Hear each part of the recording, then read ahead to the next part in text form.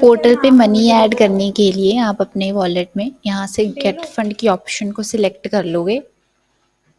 यहाँ पे आप जितनी भी अमाउंट एंटर कर रहे हो, जितनी भी आप ऐड करना चाहते हो वॉलेट में, वो यहाँ पे मेंशन करोगे। ये आप इंस्टेंट पेमेंट कर सकते हो इस मेथड के थ्रू, एंड 24/7 आप जब भी चाहो तब ऐड कर सकते हो। एक बार में आप 100 रुपीज़ तो मिनिमम है ऐड करोगे, एंड ज़्यादा से ज़्यादा आप एज यू विश जितने मर्जी ऐड कर सकते हो, जितने मर्जी पेमेंट अपडेट कर सकते हो। इसमें आप जैसे यहाँ पे मोड ऑफ पेमेंट यहाँ आपको शो हो रहे हैं। अगर आप जैसे डेबिट कार्ड से पेमेंट करते हो तो इतने चार्जेस जो आपके डिडक्ट होंगे 2000 तक की ट्रांजैक्शन पे। यूपीआई से कर रहे हो तो नो चार्जेस, कोई भी चार्जेस नहीं है। जैसे सपोज 100 आपने ऐड किए तो 100 ही आपके वॉलेट में अपडेट होंगे। इनके अलावा अगर आप इन किसी मोड से आप कर रहे हो तो जैसे यहाँ पे 100 है तो आपको यहाँ पे चार्जेस पता चल रहे हैं।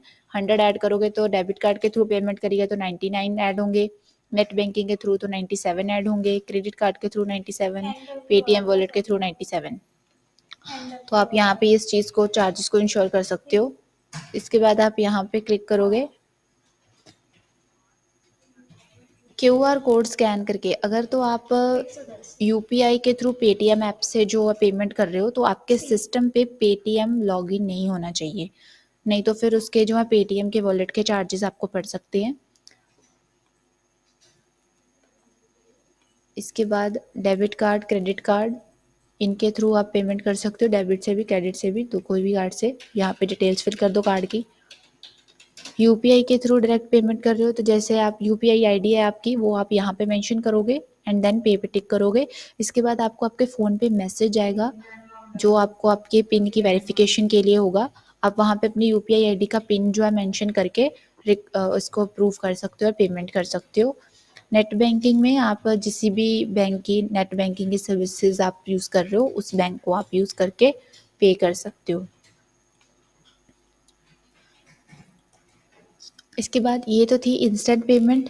इसके लिए आपको कोई वेट करने की ज़रूरत नहीं है, तभी मनी ऐड हो जाती है जब आप ऐड करोगे। And then choose other mode for payment.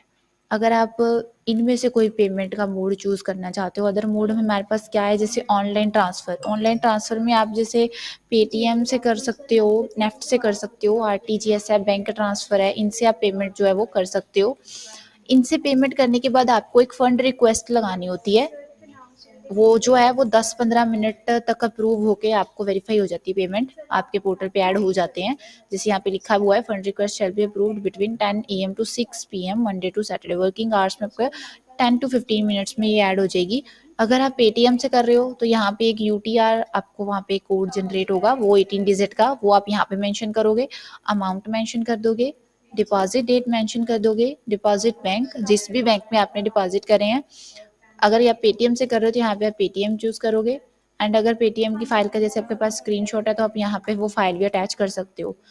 Bank details जो है आपको यहाँ पे हमारे अकाउंट डिटेल्स में आपको मेंशन हो जाएंगी, हमारे बैंक की जो भी, जैसे पंजाब एंड सिंध के IFSC account number, ICICI, HDFC के ICICI and account number and IFSC code आपको यहाँ पे मेंशन है। अगर आप बैंक में ट्रांसफ़र कर रहे हो तो आप मिनिमम 500 तक करोगे, एंड अगर पेटीएम के थ्रू कर रहे हो तो 100 जो है मिनिमम है, इतने तो आपको ऐड करनी ही है। ठीक है, ये फंड रिक्वेस्ट आपकी 10-15 मिनट तक जो है वो अप्रूव हो जाती है। इसके बाद है कैश डिपॉजिट। कैश डिपॉजिट में भी बैंक में अगर आप जहाँ भी हम डिपॉजिट करके आए हो उसकी ट्रांजैक्शन आईडी मेंशन कर दो, अमाउंट मेंशन कर दो, डिपॉजिट डेट मेंशन कर दीजिए, जिस भी बैंक में आपने डिपॉजिट करे हैं वो बैंक बता दो यहाँ पे, एंड उस बैंक की कौन सी ब्रांच में आपने डिपॉजिट करें वो आप यहाँ पे मेंशन कर दो। एंड अगर आपके पास उसकी रिसीट का कोई है स्क्रीनशॉट या रिसीट ही है तो आप यहाँ पे अपलोड कर सकते हो एंड सबमिट कर दो। इसके बाद है एक्सेप्शनल रिक्वेस्ट।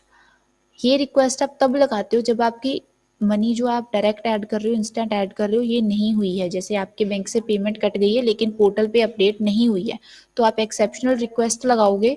इसमें आप अमाउंट बताओगे कितनी अमाउंट आपने पे करी, एंड रिमार्क्स में आप 3 चीज़ें बताओगे, मोड ऑफ पेमेंट, किस मोड से आपने पेमेंट करी, डेट कब करी, एंड टाइम कितने बजे करी, and bank transaction ID if any अगर आपके पास कोई है तो आप वो भी मेंशन कर सकते हो। अदरवाइज ये 3 चीज़ें तो आप यहाँ पे रिमार्क्स में बताओगे, mode, date and time, and इसको सबमिट कर दोगे। अगर हमारे पास जैसे इसकी पेमेंट रिसीव हुई तो आपको ये प्रूव हो जाएगी। अपनी आज तक की पोर्टल पे आप जितनी भी फंड रिक्वेस्ट लगा चुके हो उसका स्टेटस देखने के लिए आप ऑल फंड रिक्वेस्ट पे जा सकते हो। यहाँ पे आपको जितनी भी आपने फंड रिक्वेस्ट लगाई हैं यहाँ पे आपको उसका स्टेटस जो है वो मेंशन होता है। आप स्पेसिफिक टाइम पीरियड के ट्रांजैक्शंस देख सकते हो, कब आपने मतलब अगर आपने 1 महीने की, 2 महीने की या लास्ट 2 मंथ्स की जिस भी पीरियड की देखनी है आप यहाँ पे वो डेट मेंशन करके सबमिट कर दीजिए। आपको उनका जो है स्टेटस यहाँ पे मेंशन हो जाएगा। अगर तो अप्रूव है तो सिंपल स्टेटस अप्रूव होगा, एंड अगर रिजेक्ट है तो आपको कमेंट सेक्शन में यहाँ पे उसका रीज़न भी बताया होगा कि ये रिक्वेस्ट जो है वो रिजेक्ट क्यों हुई है, एंड उसकी आपको नोटिफिकेशन भी आती है, एंड आपके फ़ोन पे एसएमएस भी जाता है कि आपकी जो है रिक्वेस्ट है वो रिजेक्ट हुई है, विद उसके रीज़न के साथ आपको ये मैसेज आता है। ठीक है, इसके अलावा debit card and UPI transactions, जो आपने इंस्टेंट मनी ऐड करते हो वहाँ पे अगर जैसे वो वाली ट्रांजैक्शन जो भी आपकी हुई हैं उनका स्टेटस आप यहाँ पे मेंशन हुआ है आप देख सकते हो। कोई भी टाइम पीरियड की आप ट्रांजैक्शन यहाँ पे सबमिट करके चेक कर सकते हो अपने इंस्टेंट ट्रांजैक्शंस आपने जो करी हैं उसका स्टेटस। इसके बाद अभी तक की पोर्टल पे आपने जितनी बार मनी ऐड हुई है, डिडक्ट हुई है, कब कब डेबिट हुई है, किस किस काम के लिए डेबिट हुई है, किस किस काम के लिए क्रेडिट हुई है, कब कब हुई है, आप वहाँ पे लेजर की ऑप्शन में ये चीज़ सिलेक्ट कर सकते हो। टाइम पीरियड मेंशन करके यहाँ पे आप देख सकते हो किस किस ऑर्डर में किस किस वजह से आपकी जो है मनी कब कब डेबिट हुई है एंड कब क्रेडिट हुई है। ये आप यहाँ पे फुल फ्लेज लेजर अपनी देख सकते हो।